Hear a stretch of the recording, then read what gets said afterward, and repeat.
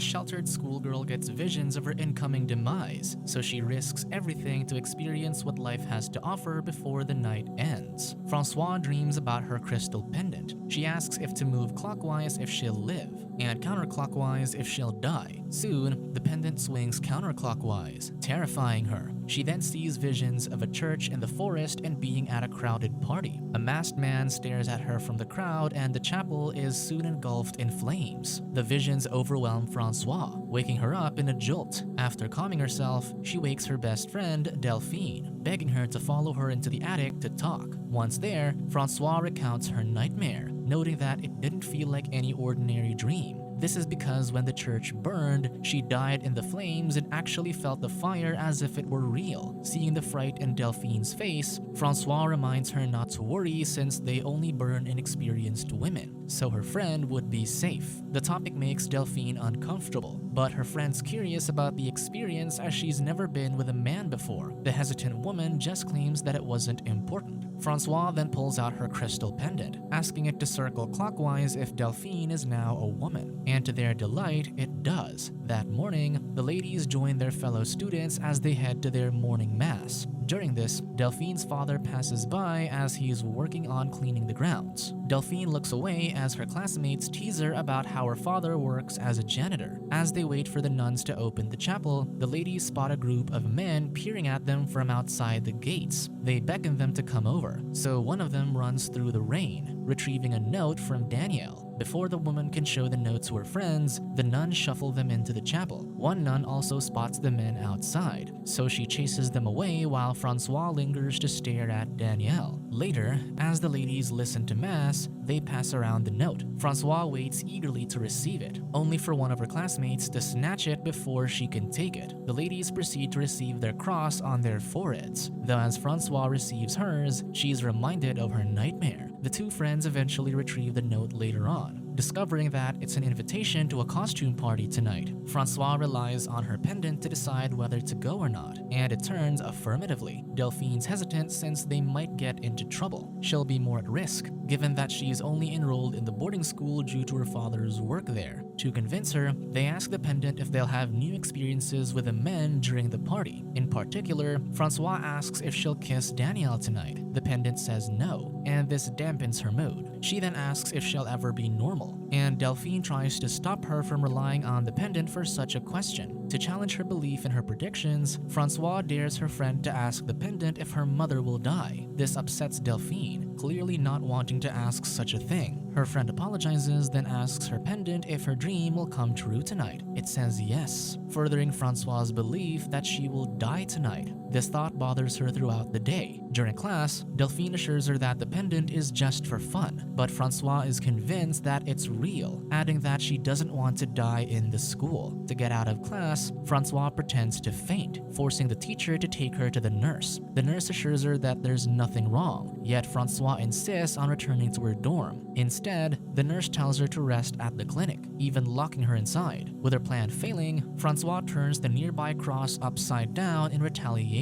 She also spills red medicine all over the religious figures and thrashes the place. Soon, the bell rings, indicating that classes are over. Desperate to leave, Francois smashes the window. This allows her to escape, and as the nuns rush to investigate the noise, she meets up with Delphine. She begs her friend to help her leave the school, and with no choice, Delphine pulls her to her parents' quarters. There, Francois finds Delphine's sickly mother asleep. The two then change clothes, yet Francois insists on wearing makeup. Seeing herself as gifted with foresight, she wants to look like a witch. Despite not approving this, Delphine gathers makeup into her bag before heading off to climb the fence. Before they leave, Delphine's father spots them, so the two rush away, happy to taste freedom from their boarding school. They head straight for the cafe where the men were supposed to wait for them, only to find the group not there. Desperate for a ride, Francois approaches another man, Maurice, instead, asking him for a ride. Figuring out that they're students from the boarding school, the man accepts. To their surprise, Maurice checks for the cars along the street until he finds one unlocked. He proceeded to hotwire the car, and despite knowing that he was stealing it, the ladies hop in. During the drive, Francois notices a scar on the man's neck. He then asks her to check the glove compartment where they find cigarettes. Determined to experience new things, Francois lights one for herself along with Maurice. She then tells him to speed up so they can get to the party. However, Maurice points out that he's already stolen a car and is riding with two ladies, so he doesn't want to risk an accident or catching other people's attention. He then wonders why Delphine's so quiet, so she explains that her parents got into a car accident, so they've stopped going out completely out of fear. Changing the topic, Francois mentions that her dreams predicted that she'll die tonight, hence why she's in a hurry. This seems to convince Maurice to speed up. The ladies then try to get to know their companion, learning that he used to be in the army but has spent most of his days in the hospital until recently. Now, he's left with nothing to do. Just then, the ladies spot Daniel stranded on the side of the road, so they ask Maurice to pick him up. Francois is visibly delighted to have the man in the car, yet she frowns when Daniel starts a conversation with Delphine instead. Soon, they arrive at their destination. As the others head to the venue, Francois invites Maurice to join them. He declines and instead advises the lady to be more assertive with Danielle, having noticed her attraction to him. As Maurice leaves, Delphine joins her friend, calling her reckless for approaching the man earlier. Francois defends that Maurice didn't harm them, and Delphine admits that she is glad he didn't. The ladies proceed to put on makeup before joining the party. Inside, they find dozens of people enjoying the night. Francois gets excited, only to find the masked man from her dreams amongst the partygoers. To relax, she starts drinking, even offering a toast with her friend. A man in a cowboy costume soon invites Delphine to dance. She rejects him, but he refuses to leave, so Francois grabs his prop gun and aims it at him. Annoyed, he leaves. The two friends dance together instead, and with the drinks getting to them, Delphine teases Francois about finding a man. Francois complains that Danielle only talked to her in the car, but Delphine jokes that it was because she was flirting with Maurice. After a while, Francois uses the restroom, finding some peace. In the hallway afterward, she prays to gods, goddesses, and even demons to grant her wish of becoming intimate with a man she wants. She then returns to the party, only to find Danielle dancing with Delphine. Jealous, she storms off, and despite seeing this, Delphine doesn't follow her. Outside, Francois sees a group of newcomers on their bikes. She approaches them and demands to have a cigarette. One of them, Alain, asks for a kiss in return, and Francois agrees. The man kisses her passionately, but Francois shrugs him off quickly, uninterested. Still, his friend Jean-Pierre gives her a cigarette and even offers her a drink, which she takes. However, Alain asks for a more serious kiss in exchange for lighting her cigarette. Again, Francois agrees and kisses the man more deeply. After the deal, Francois tries to leave, but Alain isn't satisfied. He pulls her in for more, so the woman desperately tries to get away. Delphine hears the commotion and runs to her friend just as Alain finally releases her. Despite the horrible experience, Francois insists on continuing with the party and her goal to live her last night. Delphine thinks she's putting herself into more trouble, but her friend orders her to just return to Danielle.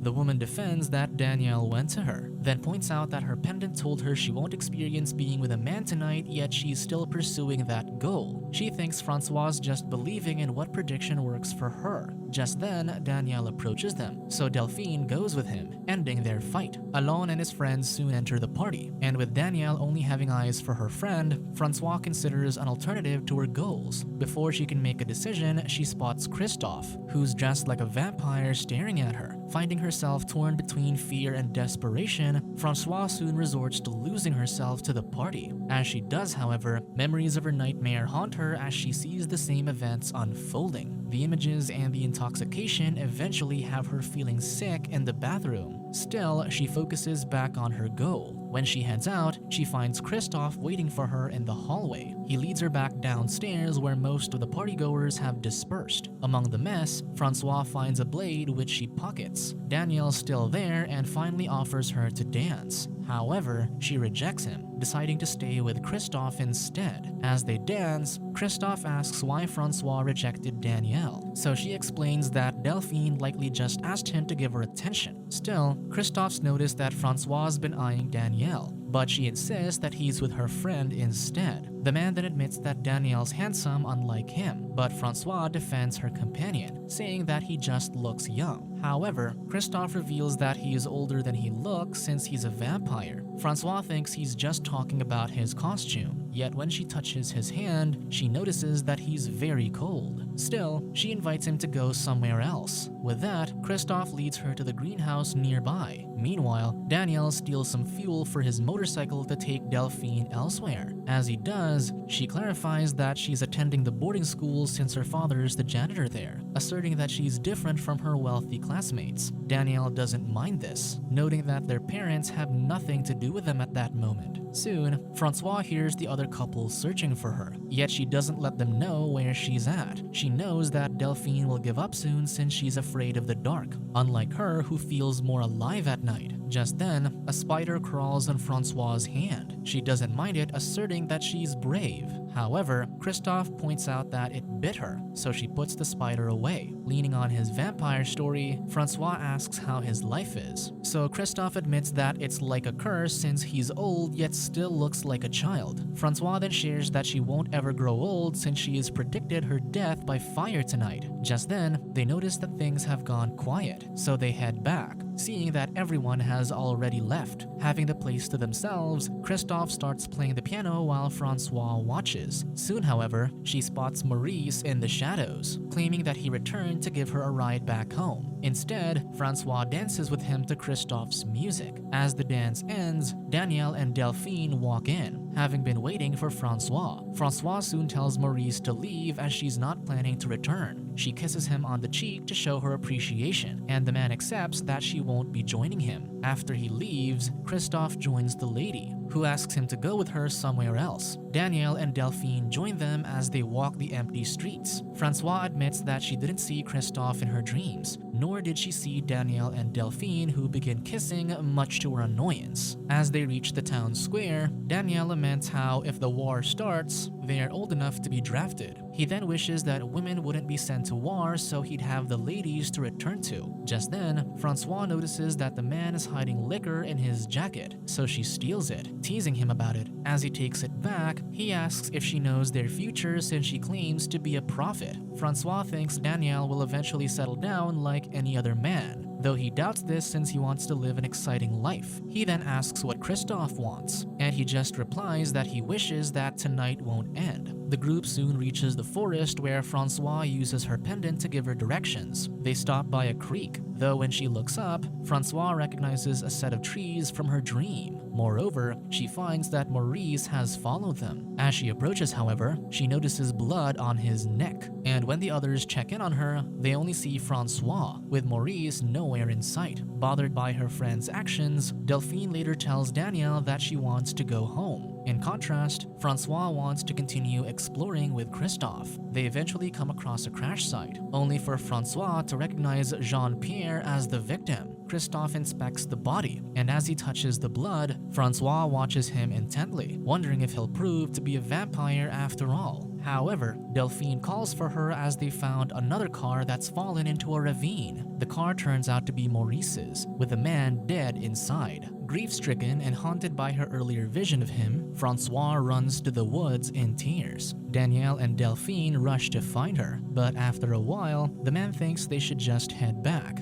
He believes that Francois will find her way back home anyway, unconvinced that she's predicted her death tonight. To convince her, he kisses Delphine but gets interrupted when Christophe arrives. Danielle then decides to look for help, asking Christophe to watch over his lover. Elsewhere, Francois chances upon the church in her dreams. She courageously steps inside, finding it in ruins. Still, she lights candles around, determined to see if her fate will come true. Delphine and Christophe arrive nearby, with a woman wondering what he wants with her friend. He doesn't answer, so she just asks him not to hurt her. She then asks why he was at the party, and Christophe claims that it's because it was his house. The two soon find Francois inside the chapel. Delphine tells her friend that Danielle went to look for help, but Francois thinks it's pointless since Maurice and Jean-Pierre are dead. Afraid of what her friend's doing, Delphine takes a candle and finally decides to leave her. Francois gives her a lighter and embraces her goodbye. Not long after leaving, however, Delphine gets lost in the woods and struggles to relight her candle. Meanwhile, Francois asks why people like them are never taken seriously. Christophe thinks it's because they're young, but Francois thinks it's worse for her since she's a woman. She decides that she won't be young anymore, so she offers herself to Christophe. With that, she kisses him before undressing. However, the man hesitates, so Francois wounds herself with a blade she found and lets Christophe taste her blood. The man asks if she's sure, and she affirms, so they proceed with a night of passion. After the deed, Christophe offers Francois a drink, but instead, she spills the liquor over the altar table. Together, they set the church ablaze. Delphine sees the fire from afar, worrying her about her friend. Meanwhile, Francois asks her pendant if she'll live or die. Before it can move, however, she stops the pendant and kisses Christophe, finally leaving this up to fate. However, Delphine returns, screaming for her friend. Francois rushes to lead the frightened Delphine outside, accidentally leaving her pendant behind. Upon surviving the flames, Francois cries, both in relief and in grief that her life wasn't as mystical as she envisioned it to be. Still, her journeys led her to Christophe and her first thrilling experience with a man. This gives her a new outlook in life, despite the morning sun rising and proving that Christophe wasn't really a vampire after all. Subscribe to watch more videos like this, turn on notifications and leave a like to help the channel out. Thank you for watching.